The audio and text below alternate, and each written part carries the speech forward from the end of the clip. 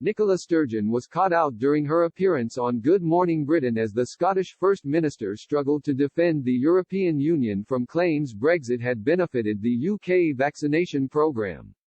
The SNP leader Nicola Sturgeon was joined by Ben Shepherd and Susanna Reid to discuss the UK government's coronavirus vaccine rollout but was caught out when asked to defend the European Union over claims Brexit has helped Britain power ahead in the vaccine race.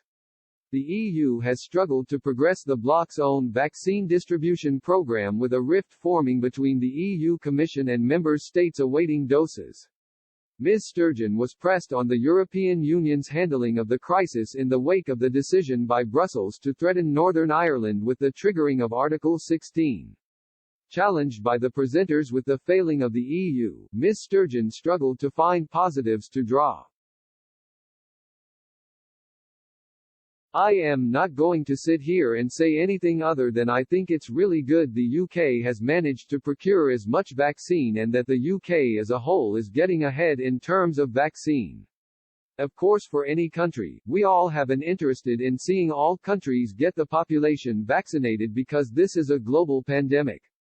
It comes as the EU faced global criticism for its handling of the situation, including its threats to introduce controls on vaccine exports that threatened to tear up the Brexit agreement.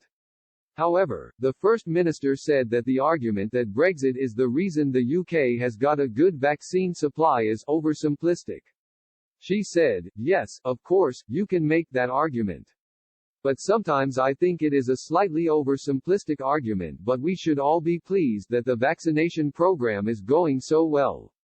If one of the results of Brexit is that we can save more lives, that's an incredibly powerful argument isn't, Susanna Reid."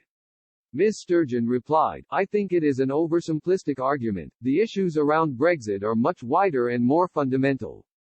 But even on this narrow point, I think if you were to apply really detailed scrutiny it wouldn't be that simple. The UK, even if it had still been in the EU under the rules of medicines approval, would have still been able to make decisions around vaccines as it has done.